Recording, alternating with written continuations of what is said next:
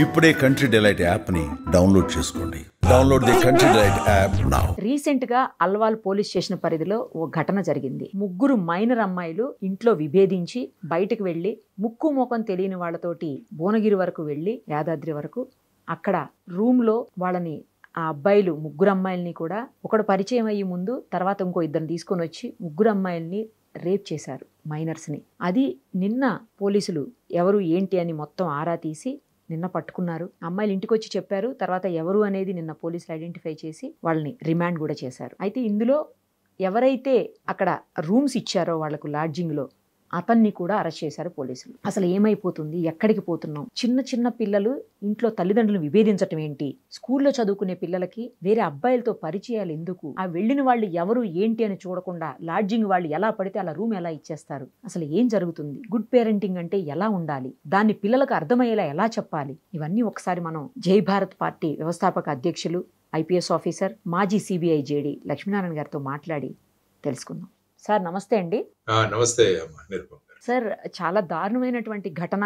ముగ్గురు కూడా 14 ఇయర్స్ పిల్లలు, జస్ట్ 9th క్లాస్ చదువుతున్నటువంటి పిల్లలు. తల్లిదండ్రులు వాళ్ళని కంట్రోల్లో పెడుతున్నారు, ఇలా ఉండాలి అలా ఉండాలి అని చెబుతున్నారు అని చెప్పి అది నచ్చక ఇంట్లో నుంచి బయటికి వెళ్ళిపోదామని ముగ్గురు డిసైడ్ అయిపోయి సికింద్రాబాద్ రైల్వే స్టేషన్ వరకు వచ్చి అక్కడెవరో ఒక అబ్బాయి పరిచయం అయితే ఆ అబ్బాయితో పాటు వాళ్ళు యాదగిరి, నేను స్వామివారి దర్శనం చేపిస్తానని చెప్పి తీసుకొని వెళ్ళి యాదాద్రి వరకు, ఆ తర్వాత అతను ఇంకో ఇద్దరిని పిలిచి ఒక రూమ్కి తీసుకుని వెళ్ళి పిల్లల ముగ్గురిని కూడా రేప్ చేసి అత్యంత దారుణంగా మళ్ళీ తీసుకొచ్చి సికింద్రాబాద్లో వదిలేసి వెళ్ళిపోయారట సార్. అది నిన్న పోలీసులు పట్టుకున్నారు, వాళ్ళని పట్టుకున్నారు. సేమ్ టైము ఆ లాడ్జింగ్ ఎవరైతే వీళ్ళకి రెంట్కి ఇచ్చారో అతన్ని కూడా పట్టుకున్నారు. చిన్న పిల్లల్ని లాడ్జింగ్కి ఎలా వచ్చారు అని ఆలోచించకుండా, వాళ్ళ ఆధార్ కార్డులు కూడా చెక్ చేయకుండా ఎలా పడితే అలా ఎలా ఇస్తారు అని చెప్పేసి కూడా పోలీసులు క్వశ్చన్ చేసి అతన్ని రిమాండ్ చేశారు. నిందితులతో పాటు అతన్ని కూడా రిమాండ్ చేశారు. సార్, ఇక్కడ 3 విషయాలు. ఒకటి, చిన్న పిల్లలు తల్లిదండ్రులతో విభేదించడం ఏంటి? పద్ధతిగా ఉండండి అని చెప్తే అది తప్పు ఎలా అవుతుంది? ఒకటి. ఇంకొకటి, ఎవరో అమ్మాయిలు కనబడితే ఇష్టానికి తీసుకుపోయి వాళ్ళ తల్లిదండ్రుల గురించి, వాళ్ళ భవిష్యత్తు గురించి కూడా ఆలోచించకుండా ఆ పిల్లల్ని ఇట్లా లైంగిక దాడికి పాల్పడడం ఏంటి? మూడోది, లాడ్జింగ్ అతనికి కొంచెం కూడా బాధ్యత లేకుండా ఇష్టానికి ఎవరు వస్తున్నారు ఏంటి అని ఆలోచించకుండా అతను ఎలా ఇస్తాడు రూమ్ రెంట్కి? ఈ 3 అంశాలు సార్. అసలు గుడ్ పేరెంటింగ్ అంటే ఎలా ఉండాలి? ఆ పేరెంటింగ్ని అర్థం చేసుకునేలాగా పిల్లలకి ఎలా చెప్పాలి సార్? ఈ 3 అంశాల మీద దయచేసి మీరు మాట్లాడండి సార్. మీరు చెప్పిన సంఘటన ఏదైతే ఉందో అది చాలా మనసుల్ని కలిచివేసే సంఘటన. ఈ విధంగా పిల్లల మీద ఈ విధంగా అత్యాచారం జరగడం అంటే ఒక సభ్య సమాజం అన్నది తల ఉంచుకోవాల్సిన పరిస్థితిలో. కానీ రోజు పేపర్ చూస్తుంటే ఇలాంటి అంశాలు ఎన్ని కనపడుతున్నాయంటే రోజు పేపర్లలో నిజం సార్. అనేక రాష్ట్రాలలో, ఒక ప్రాంతానికే కాదు అనేక రాష్ట్రాల్లో ఈ విధంగా జరుగుతుంది. ఈ రోజు పేపర్లో చూస్తే ఎక్కడో ఢిల్లీలో ఒక ఇన్స్టిట్యూట్ ఎవరో ఉండి అందులో హెడ్ ఆఫ్ ది ఇన్స్టిట్యూట్ మీద చాలా కంప్లైంట్స్ వచ్చాయని అతని మీద ఒక కేసు బుక్ చేయడం జరిగింది. ఇలా చూసుకుంటూ పోతుంటే రోజు ఇక్కడ కూడా మొన్న హైదరాబాద్ లో ఎవరో ఒక మహిళ తీసుకువెళ్లి ఇక్కడ కూడా ఏదో చేశారని మొన్న చూసాం. ఈ విధంగా అత్యాచారాలు ఇవన్నీ కూడా రోజు కిస్మత్పూర్ దగ్గర ఈ విధంగా పరిపాటి అయిపోయింది. అంటే ఇది ఎంటైర్ సభ్య సమాజం తల వంచుకోవాల్సిన పరిస్థితి. ఇది కేవలం ఆ ఇంటిలో ఆ పిల్లలది మాత్రమే కాదు కానీ మొత్తం సమాజం కూడా దీనికి బాధ్యత వహించాలి. ప్రభుత్వాలు బాధ్యత వహించాలి. తర్వాత వచ్చేసి తల్లిదండ్రులు బాధ్యత వహించాలి. ఆ తర్వాత బడులు, మనం స్కూల్స్ బాధ్యత వహించాలి. మనం ఏదైతే ధర్మం అంటున్నామో ఆ ధర్మాన్ని ప్రచారం చేసే దీంట్లో కూడా అందరూ. అందుకనే నేను ఎప్పుడూ చెప్తుంటాను, ఒక వ్యక్తి యొక్క ప్రవర్తన మీద 3 విషయాలు ఆధారపడతాయి. ఒకటి బడి, ఇంకొకటి గుడి, ఇంకొకటి ఇల్లు. ఈ 3టి ప్రభావం కూడా చాలా ఉంటుంది ఒక వ్యక్తి యొక్క ప్రవర్తన. సో ఇందులో ముఖ్యంగా మీరు పేరెంటింగ్ గురించి మాట్లాడారు. అంటే అమ్మా నాన్నలు సరిదిద్దుతుంటే వాళ్లతో విభేదించి ఈ పిల్లలు ఇంటి నుంచి బయటకు వచ్చేసారు అని మాట్లాడుతున్నారు. ఈ మధ్య ఏమైపోయిందంటే ఇన్ఫర్మేషన్ ఫ్లో అన్నది విపరీతంగా ఉంది. ముఖ్యంగా ఇన్ఫర్మేషన్ టెక్నాలజీలో తర్వాత సోషల్ మీడియా వచ్చిన తర్వాత యాక్సెస్ టు ఇన్ఫర్మేషన్. ఇంతకు ముందు ఎలా ఉండేదంటే ఇన్ఫర్మేషన్ మీరు కావాలంటే టీవీ చూడాలి, లేకుంటే పేపర్ చదవాలి. అంటే ఒకప్పుడు. ఆ తర్వాత క్రమక్రమంగా ఛానల్స్ సంఖ్య పెరిగింది. ఆ తర్వాత ప్రధానంగా వచ్చేసి ఇప్పుడు సోషల్ మీడియా వచ్చేసి, సోషల్ మీడియా వచ్చిన తర్వాత ఇప్పుడు ప్రతి ఒక్కరి దగ్గర ఫోన్ ఉంది. అవసరమా లేదా అని కూడా ఆలోచించట్లేదు. ముఖ్యంగా తల్లిదండ్రులు చూసినా కూడా పిల్లలకు ఫోన్లు ఖచ్చితంగా కొని ఇవ్వాల్సిన పరిస్థితులు ఎదుర్కొన్నారు. ఎందుకంటే చాలా మంది పిల్లలు, నేను పేపర్లో చదివాను, ఫోన్ కొని ఇవ్వలేదని ఆత్మహత్యలు చేసుకున్న వాళ్ళు ఉన్నారు. సో ఈ విధమైన పరిస్థితులు కూడా మనం పేపర్లో చూస్తున్నాం. ఫోన్ చూడనివ్వలేదని కూడా చేసుకున్నారు సార్. అది కూడా చేసుకుంది. కాబట్టి ఫోన్ అన్నది ఒక ఎసెన్షియల్ ఐటమ్ గా మారిపోయింది. మరి ఈ ఫోన్ లో దానికి ఏది రిస్ట్రిక్షన్ ఉండదు. ఫోన్ లో మనం ఏది అడిగితే అది ఇస్తుంది. ఇంటర్నెట్ యొక్క ప్రధానమైన భూమిక ఏంటంటే, మీరు గార్బేజ్ ఇన్ అంటే గార్బేజ్ అవుట్. మీరు చెత్త ప్రశ్న ఇస్తే అది చెత్త చూపిస్తుంది. మీకు మంచి ప్రశ్న అడిగితే మంచి ఇన్ఫర్మేషన్ ఇస్తుంది. సో మనం ఈ కరెక్ట్ ఫోన్ ని ఏ విధంగా ఉపయోగించుకుంటున్నాం అన్నది కూడా ప్రధానమైనది. సో దీని మీద నియంత్రణ ఎవరు పెట్టాలి అన్నది కూడా ఒక ప్రధానమైన ప్రశ్నగా మారింది. తర్వాత ఏమైంది, ఈ మధ్య కాలంలో కోవిడ్ కాలంలో స్కూల్స్ అన్ని మూతపడ్డాయి. దానివల్ల ఒక 2 సంవత్సరాలు మొత్తం విద్యా బోధన అంతా కూడా ఆన్లైన్ లోనే నడిచింది. ఆన్లైన్ లోనే సో అయింది దానివల్ల అవును. ఇంకా ఈ ఆన్లైన్ ప్రభావం పెరిగింది. తర్వాత పిల్లలందరి దగ్గర కూడా ఫోన్లు వచ్చాయి.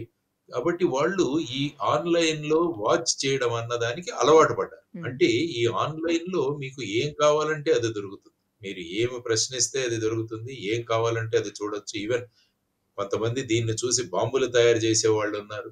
తర్వాత నిజం సార్ రకరకాల అవును. కెమికల్స్ తయారు చేసే వాళ్ళు ఉన్నారు. ఇలా రకరకాలుగా హత్యలు చేసే క్రైమ్ వాళ్ళు కూడా అనేది ఉన్నారు కదా సార్. హత్యలు చేసేవారున్నారు. దాన్ని అవి సాక్ష్యాధారాలు దొరకకుండా ఎలా చేయాలన్నది కూడా అది అవి కూడా చూపిస్తారు. అవును సార్, కరెక్ట్ కరెక్ట్. ముఖ్యంగా ఈ క్రైమ్ పెట్రోల్ ఇలాంటివి సీరియల్స్ కొన్ని ఎవరో చెప్పారు మొన్న. నేను అది ఒకసారి చూస్తే అందులో రకరకాలు, అంటే కుటుంబంలో మనకున్న ఈ సంబంధాలు, బాంధవ్యాలు ఇవన్నీ పక్కన పెట్టేసి కేవలం క్రైమ్ ను చూపించాలి అన్న ఒక ఉద్దేశంతో వాళ్ళు చూపించరాని విషయాలన్నీ కూడా చూపిస్తున్నారు అందులో. సో ఇటువంటి పరిస్థితులలో మరి వీళ్ళ ఆలోచన విధానం ప్రభావితం అవుతుంది ఖచ్చితంగా. సో ఈ ఆలోచన విధానాన్ని ప్రభావితం అవ్వకుండా కాపాడాల్సిన బాధ్యత అటు సభ్య సమాజం మీద ఉంది, తల్లిదండ్రుల మీద ఉంది, తర్వాత వచ్చేసి మన అనేక సొసైటీ మీద కూడా ఉంది. సో వారు వారి భూమికలను పోషిస్తున్నారా లేదా అన్నది ఒకసారి మనం పరిశీలిస్తే, పేరెంటింగ్ అన్నది ఎక్కడా కూడా ఒక స్కూల్ గాని కాలేజీ గాని లేదు. ప్రతి ఒక్కరు కూడా వాళ్ళ చిన్నతనంలో వాళ్ళ పేరెంటింగ్ లో వాళ్ళ తల్లిదండ్రులు వాళ్ళని ఏ విధంగా ట్రీట్ చేశారు, మనం ఏ విధంగా ఆ టైంలో మా తల్లిదండ్రులు ఈ విధంగా ప్రవర్తించుంటే బాగుండేదన్న ఉద్దేశంతో పేరెంటింగ్ అన్న స్టైల్స్ మారిపోతుంది. అంటే సార్ ఒక పర్టికులర్ పేరెంటింగ్ స్టైల్ అని ఎక్కడా లేదు. వాళ్ళ ఉమ్, అనుభవాలతో ఈ పేరెంటింగ్ వ్యవస్థ అన్నది ఉంటుంది. ఆ తర్వాత ముఖ్యంగా ఏంటంటే, ఇంతకు ముందే మనం అనుకున్నాము, జాయింట్ ఫ్యామిలీ సిస్టమ్ అన్నది మనం పోయింది. ఎందుకంటే పట్టణాలకు వలస రావడం, ఆ తర్వాత ఉద్యోగాల మీద ఆధారపడడం. ఇంతకు ముందు ఎలాగ ఉందంటే కుల వృత్తులు చేసుకుంటూ ఉండేవాళ్ళు అందరూ. కుల వృత్తుల వల్ల ఏమవుతుందంటే అందరూ కలిసి పని చేసుకునేవాళ్ళు. సో దానివల్ల ఏంటంటే ఒక్కొక్క కుటుంబంలో తాతలు, తర్వాత వాళ్ళ పెదనాన్న, చిన్నాన్న, తర్వాత అత్తలు వీళ్ళంతా కలిసి ఒక జాయింట్ ఫ్యామిలీగా ఉండేది. అప్పుడు ఏమవుతుందంటే పిల్లలు ఏం చేస్తున్నారు అన్నది ఎవరో ఒకరు వాచ్ చేసేవారు. ఎవరైనా ఇంటికి లేటుగా వచ్చినా కూడా, ఏదైనా ప్రవర్తనలో మార్పు వచ్చినా కూడా వాళ్ళను నివారించేవాళ్ళు, వారించేవాళ్ళు. ఆ తరువాత ఏమైపోయిందంటే ఈ ఉద్యోగాల వేటలో ఈ చిన్న చిన్న కుటుంబాలుగా మారిపోయాయి. వీటిలోనే న్యూక్లియర్ ఫ్యామిలీస్ అంటాం. అందులో ముఖ్యంగా ఇద్దరు పని చేస్తున్న కుటుంబాలు కూడా పెరిగిపోయాయి. Both husband and wife working. So ఆ విధంగా వీళ్ళ మీద ఒక వాచ్ చేయాల్సిన, అంటే వీళ్ళు ఎలా ఉన్నారు, వీళ్ళ ప్రవర్తన ఎలా ఉంది అన్న దాని మీద. ఎందుకంటే పిల్లలు ముద్దుగా వాళ్ళు తయారవుతున్నారు. పిల్లలు సార్ ముద్దుగా తయారవుతుండడం వల్ల వాళ్ళు ఎవరి పిల్లలు వాళ్ళకు ముద్దు ఖచ్చితంగా. సో అంతే వాళ్ళతో వాళ్ళు ఏది చేసినా కూడా చెల్లుతుంది అన్న ఒక ధోరణి పెరిగిపోయింది. సో దాని తర్వాత ఏంటంటే ఇద్దరు పేరెంట్స్ పనిచేసే వాళ్ళు ఏం చేస్తున్నారంటే ఈ గిల్ట్ గిఫ్టింగ్ అన్న ఒక కాన్సెప్ట్.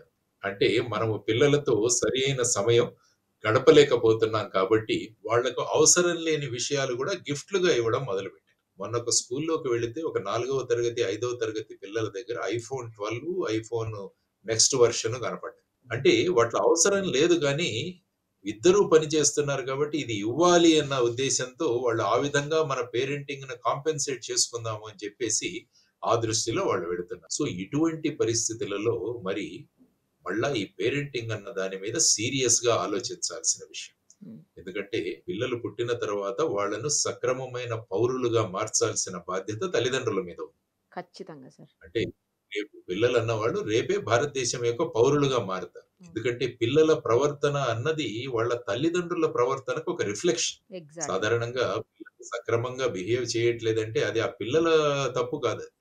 అది వాళ్ళ తల్లిదండ్రుల మీద వాళ్ళ ప్రభావం వల్ల వీళ్ళు ఈ విధంగా తయారయ్యారు అని చెప్పారు. అందుకనే చాణక్యుల వారు అంటారు, పిల్లలను పుట్టిన దగ్గర నుంచి 5 సంవత్సరాల వరకు, 6 సంవత్సరాల వరకు వాళ్ళను ప్రేమతో పెంచండి. ఉమ్, 6 సంవత్సరాల నుంచి 16 సంవత్సరాల వరకు వాళ్లకు క్రమశిక్షణ నేర్పించండి. 16, 17 సంవత్సరాల తర్వాత వాళ్ళతో మీరు స్నేహితులుగా మెలగండి అని చెబుతారు. అంటే ఇది ప్రధానంగా పేరెంటింగ్ లో ఉన్న ప్రధానమైన అంశం. ఎందుకంటే డిసిప్లిన్ అన్నది, క్రమశిక్షణ అన్నది లేకుంటే వాళ్ళు ఏ విధంగా ప్రవర్తిస్తారన్నది మనం చెప్పలేం. అందువల్ల క్రమశిక్షణతో పిల్లలను పెంచడం అన్నది కూడా చాలా ప్రధానమైన అంశం.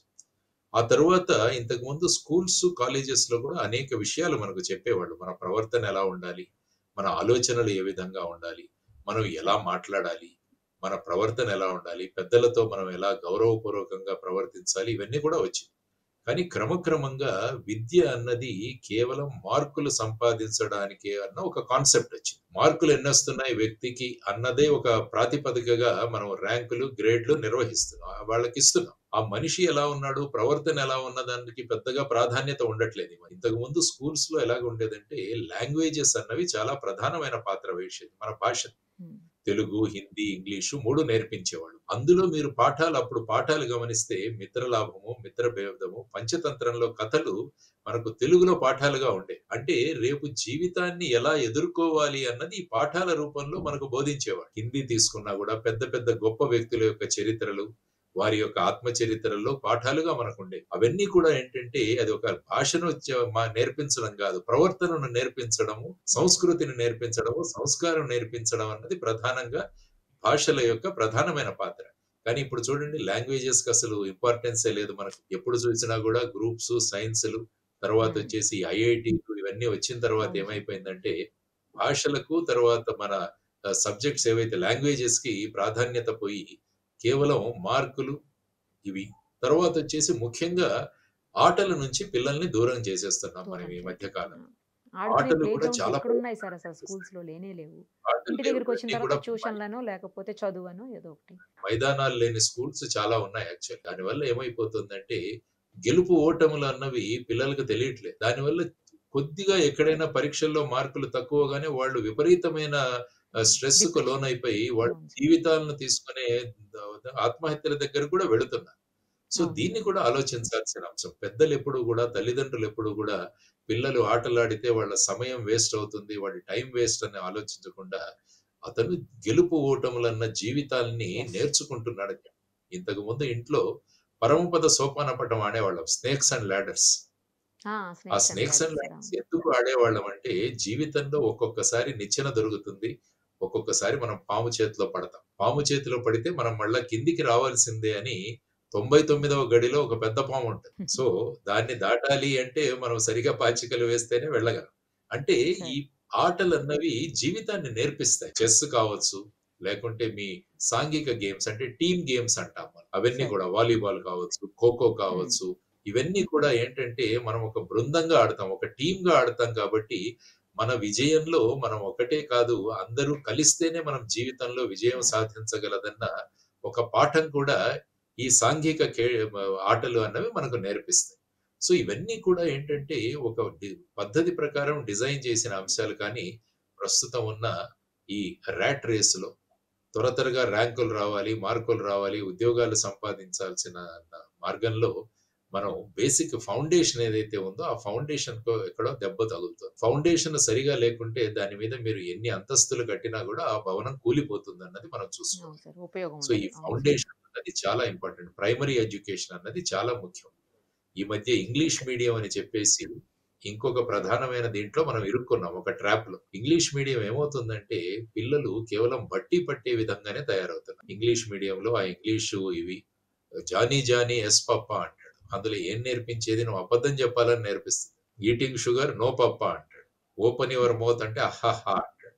అంటే పిల్లవాడికి ఏం నేర్పిస్తున్నావు, నువ్వు చక్కెర తింటున్నావు కానీ నువ్వు తినట్లేదని మీ నాన్నకు చెప్పన్నది ఆ పాఠంలో వచ్చేది. నేను అది ఒక పాపులర్ రైమ్ అది. సో అలా చూసుకుంటూ వెళ్తుంటే తెలుగులో చక్కని పద్యాలు మనకు నేర్పించేవాళ్ళు చిన్నతనంలో, ఒకరికొకరు ఎలా సహాయం చేసుకోవాలి, ఈ కథలు అన్నది. దాని తర్వాత ఏమవుతుందంటే ఇంగ్లీష్ మీడియం ద్వారా కేవలం బట్టి పట్టే విధానము మనం అవలంబించుకున్నాం. ఆలోచన తక్కువ, బట్టి పట్టి వాటిని ఎలాగైనా పేపర్లో రాసేయాలి, ఎగ్జామ్ హాల్లో రాసేయాలని ఆలోచన విధానం కూడా మారిపోతుంది. తర్వాత వచ్చేసి ఈ హార్మోనియల్ చేంజెస్ అన్నవి కూడా ఈ మధ్య తినే తిండి వల్ల, తర్వాత చూసే విషయాల వల్ల కూడా హార్మోనియల్ చేంజెస్ అనేవి చాలా త్వరగా వస్తున్నాయి పిల్లల్లో ఈ మధ్య. Correct sir. అవును. సో ఈ విధమైన ప్రభావం కూడా వాళ్ళ మీద చూపిస్తుండడం వల్ల ఇటువంటి సంఘటనలు కూడా జరిగే అవకాశం.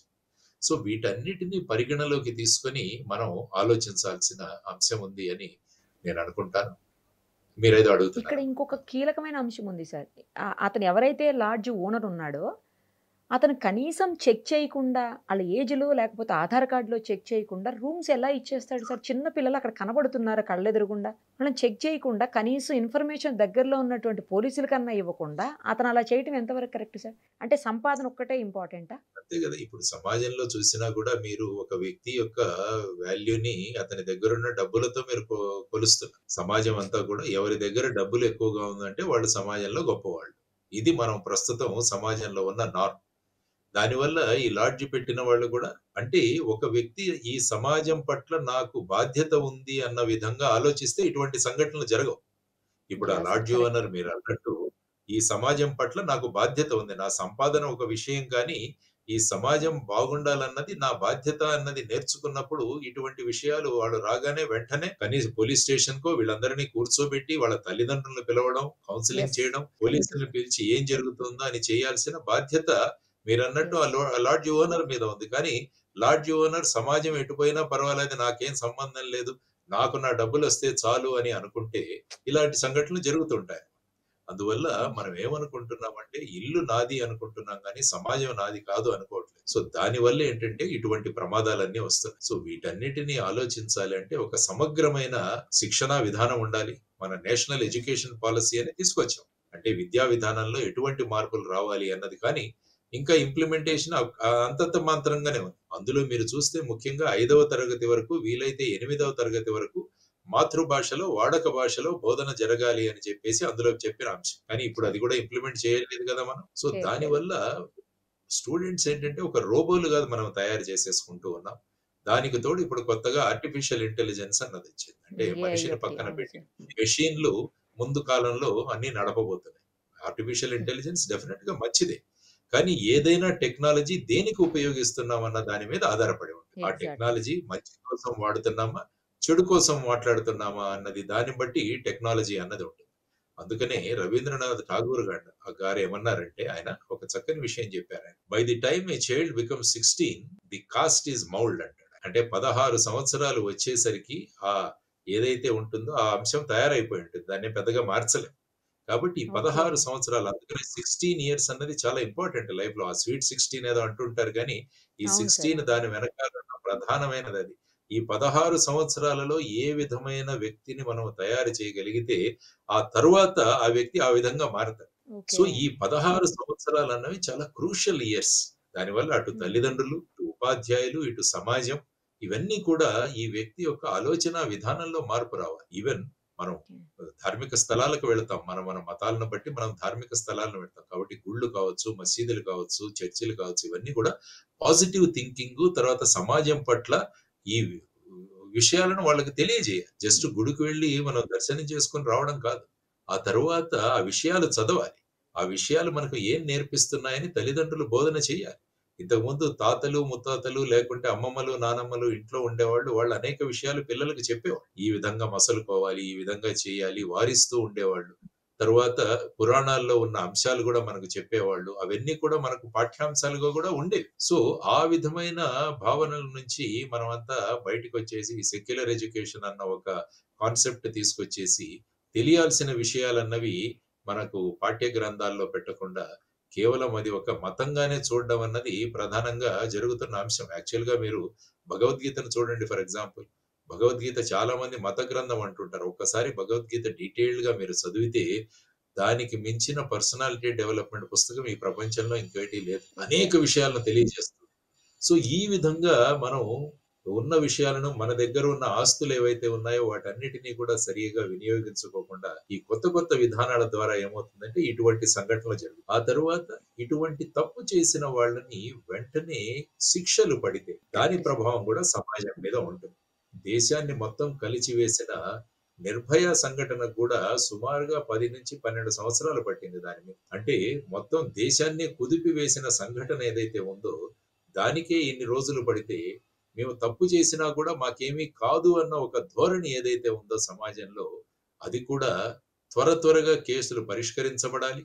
కేసులలో ట్రయల్ జరగాలి. శిక్షలు పడితే కరెక్ట్ సార్. అప్పుడు కరెక్ట్. సమాజం నేర్చుకుంటాం. ఇప్పుడు మీరేవో ఫోటోలు చూపిస్తున్నారు. అవి చూడండి. ఆ పిల్లల యొక్క హెయిర్ స్టైల్ ఏంటి? ఆ! వాళ్ళున్న విధానం ఏంటి? అదే ఇవన్నీ కదా. కూడా కొత్తగా చూస్తుంటాను. విచిత్రమైన హెయిర్ స్టైల్స్ వచ్చాయి ఈ మధ్య సమాజంలో మీరు చూస్తే. నేను కాలేజెస్‌కి వీటికి వెళ్తుంటాను గదా! అంటే ఏమవుతుందంటే ఇక వారి మీద ఎవరి నియంత్రణ లేదు అన్న పరిస్థితి ఏర్పడిపోయింది సమాజం. సో ఇది సమాజానికి ప్రమాదకరం.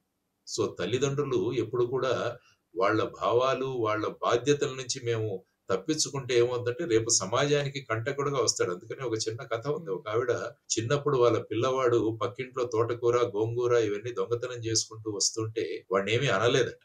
ఆ తర్వాత వాడు పెద్ద గజ దొంగగా మారతాడు. ఆ తర్వాత వాడిని పోలీసులు పట్టుకుంటారు. అప్పుడు ఈవిడ వెళ్లి పోలీసులు అన్యాయంగా మా వాడిని అరెస్ట్ చేశారంటే ఆ అబ్బాయి అన్నాడంట, "అమ్మా నువ్వు చిన్నప్పుడు నాకు గనక ఇది తప్పు అని చెప్పింటే నాకు ఈ పరిస్థితి వచ్చేది కాదు కదా" అని ఆ పిల్లవాడు అంటాడు. సో ఇలాంటి విషయాల వల్ల ఏమవుతుందంటే అనేక సందేశాత్మక విషయాలు పిల్లలకు తెలుస్తాయి. దీన్ని మనం కరెక్ట్ ముందుకు సార్. తీసుకురావాల్సిన అవసరం. సో ఈ సంఘటన ఏదైతే ఉందో ప్రస్తుతం దేశంలో జరుగుతున్న సంఘటనలు ఏవైతే ఉన్నాయో ఇవన్నీ కూడా అత్యంత ప్రమాదకరం. ఆ తర్వాత ఏంటంటే పోలీసులు ఎప్పుడైనా ఈ విధంగా ఎవరినైనా నివారించడానికి చేస్తే మళ్ళా కొన్ని ఈ కొన్ని అసోసియేషన్స్ ఇవి ఉన్నాయి. ఇవంతా ముందుకొచ్చేసి మోరల్ పోలీసింగ్ చేయాల్సిన అధికారం పోలీసులకేంటి అంట. అది తల్లిదండ్రుల బాధ్యత కదా అంట. అంటే సమాజంలో ఎవరైనా ప్రవర్తన సరిగా లేకుంటే రోడ్డు మీద గాని ఎక్కడైనా కూర్చొని సరిగా చేయకుంటే వాళ్ళని ఏదైనా తీర్చిదిద్దే మార్గంలో ఏదైనా చేయబోతే మళ్ళా మీకు ఎవరైనా ఈ విధంగా అఫెన్సెస్ చేస్తే పనిష్ చేయాలి గానీ మీకు మోరల్ పోలీసింగ్ అధికారం ఎక్కడ ఉంది అని చెప్పేసి.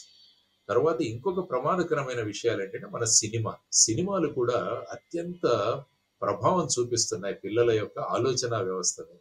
ఇప్పుడు చూడండి ఎలాంటి సినిమాలొస్తున్నాయో కొన్ని సినిమాలు అవును. చూస్తుంటే అవును సార్. అసాంఘిక శక్తులు ఏవైతే ఉన్నాయో వాళ్ళని హీరోలుగా ప్రొజెక్ట్ చేస్తూ, పోలీసు వ్యవస్థని కరప్ట్‌గా చూపిస్తూ, అంటే ఏం సందేశం ఇవ్వబోతున్నాం మనం? తరువాత ప్రతి 10 నిమిషాలకి, 15 నిమిషాలకి హీరో గాని ఒక తాగుడు సంఘటన చూపించడం అందులో. చిన్న అక్షరాలతో smoking is correct injurious to health.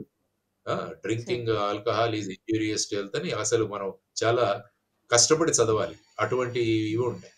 So, ఇటువంటి విషయాలను ఎందుకు పెట్టాలి? హీరో తాగితేనే హీరోనా? సిగరెట్ తాగితేనే హీరోనా?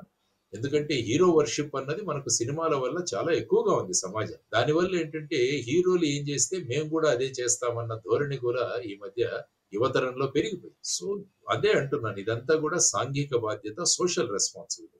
ఆ ప్రొడ్యూసర్‌లకి, ఆ డైరెక్టర్‌లకి, ఆ హీరోలకి వీళ్ళందరికీ మనం చేస్తున్న విన్యాసాలు ఏవైతే ఉన్నాయో, మనం ఏవైతే మాటలు మాట్లాడుతున్నామో, ఇది సమాజం మీద ప్రగాఢమైన ప్రభావం చూపిస్తున్నామన్న జ్ఞానం ఉన్నప్పుడు సమాజం పట్ల మనకు బాధ్యత ఉంది అనే వాళ్ళలో ఒక విషయం ఉన్నప్పుడు అటువంటి వాళ్ళు ఇటువంటి సినిమాలు తీయరు. ఇటువంటి మాటలు మాట్లాడరు సినిమాలు. ఇటువంటి విషయాలు చూపించరు తెర మీద. సో దీనివల్ల ఏంటంటే ఇదంతా కూడా సమాజం మీద ప్రభావం చూపిస్తుంది అన్నది ప్రతి ఒక్క వర్గం కూడా సమాజంలో ఆలోచించాలి. సమాజం పట్ల ఆలోచించాలి. దేశం పట్ల ఆలోచించాలి. ఇదొక సామూహిక బాధ్యత మనదంతా. ఇట్స్ ఎ సోషల్ రెస్పాన్సిబిలిటీ మనందరిది కూడా. సో ఆ విధమైన ఆలోచనలతో అందరూ ముందుకు రావాలని కోరుకుంటూ, ఈ విధమైన ఈ జరిగిన సంఘటన ఏదైతే ఉందో అది నిందనీయం. వెంటనే ఈ కేసును త్వరగా పరిష్కరించి, ఈ మధ్య ఇటువంటి కేసులు ఎక్కడ ఉన్నా కూడా జువెనైల్స్ అన్న వాళ్ళు చాలా మంది ఇన్వాల్వ్ అవుతున్నారు ఇందులో మీరు చూసుకుంటే. సార్. ఈవెన్ నిర్భయ కేసులో చూసుకున్నా కూడా ఇద్దరు జువెనైల్స్ 18 సంవత్సరాల కన్నా తక్కువ వయస్సు ఉన్న పిల్లవాళ్ళు. ఇప్పుడు ఏ సంఘటన జరిగినా కూడా అదే మీకు కనిపిస్తుంది. చాలా మంది ఈ మైనర్స్ ఇన్వాల్వ్ అవుతున్నారు. సంఘటనలో ఉన్న వాళ్ళని మీరు ఇంటరాగేట్ క్వెషన్ చేసినప్పుడు వాళ్ళందరూ కూడా ఈ పోర్న్ చూడడము, ఆ తర్వాత ఈ మొబైల్ ఫోన్స్‌లో ఈ విధమైన అశ్లీల చిత్రాలు చూడడము, వీటన్నిటి ప్రభావం వల్ల వాళ్ళకున్న హార్మోనియల్ చేంజెస్ వల్ల కూడా వాళ్ళ ఆలోచన విధానమే మారిపోతుంది. ఒక వ్యక్తిని చూసే భావన కూడా మారిపోతుంది ఈ మధ్య. అది ప్రమాదకరం. ఎందుకంటే భారతదేశం స్త్రీలను గౌరవించే దేశం. ఎత్ర నార్యంతు పూజ్యంతే రమంతే తత్ర దేవత అన్నది భారతదేశం యొక్క సంస్కారం. కాబట్టి మహిళలను ఆదరించి గౌరవించే సంస్కారం భారతదేశ సంస్కారం. కానీ ఇటువంటి చిరుప్రాయంలో ఉన్నవారే ఈ విధమైన ఆలోచనలతో ముందుకు వెళుతున్నారంటే ఇది దేశానికి, రాష్ట్రానికి, సమాజానికి అత్యంత ప్రమాదకరమైన విషయం. దీనితో ప్రతి ఒక్కరూ కూడా మా బాధ్యత ఉంది అని ఆలోచించినప్పుడే ఏమవుతుందంటే ఈ సమాజం బయటపడుతుంది. లేకుంటే ఇలాంటి సంఘటనలు జరుగుతూనే ఉంటాయి. మనం ఇలా డిస్కషన్లు పెడుతూనే ఉంటాం. సో ప్రతి ఒక్కరి ఆలోచన విధానంలో మార్పు రావాలని మనం కోరుకుంటాం. చక్కటి విశ్లేషణ sir. Thank you sir. Thank you so much. Right. Suman టీవీలో మీ పర్సనల్ అండ్ బిజినెస్ ప్రమోషన్స్ కోసం కింది నెంబర్కి కాంటాక్ట్ చేయండి.